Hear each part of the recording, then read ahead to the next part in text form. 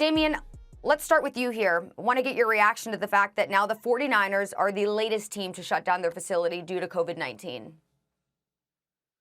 Yeah, I think the biggest thing for me is how many people have been affected by this. That's the number one thing that you think about.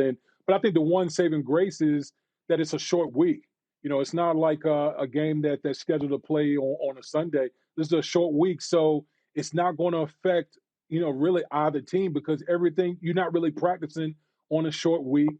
We don't know how many people could possibly miss a game, but because of the fact that it's a short week both teams are having to deal with it. The game is going to go on as is. So I'm just curious to see who's been affected by these positive COVID Mhm. tests.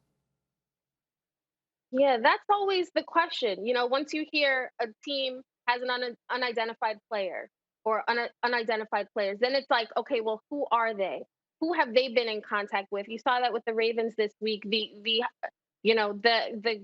contact guys, and how many of them will be affected as well.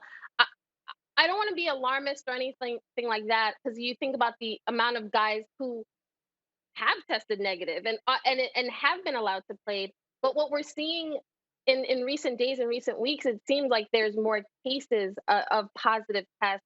And on one level, it feels alarming because you're thinking, oh, okay, it's the Packers. Okay, now this is the 49ers, the Ravens, the Titans. And at the end of the day, you're like, is everybody going to be affected by this? I think the NFL has done a good job to this point, the best job it can do. And they've been really strict, hammering home that message this week in particular about how guys have to stay away from each other, especially on the sidelines. They have to wear masks. So hopefully, it won't be a lot of guys affected at the 49ers, and the game will go on. But you just wonder how many more positives we're going to see. It's gotten to the point that no one should be surprised that anybody or any team tests positive in the NFL. I mean, Trevor Lawrence of Clemson did everything right, the quarterback of Clemson, and he contracted COVID-19. So when you have close quarters and people in close quarters, it's bound to happen, especially when we have not been able to get a handle on COVID-19. This keeps winning from that standpoint. So until there's a vaccine that everybody can take and are willing to take, we're going to have these positive tests that are going to happen to each and every football team in the NFL.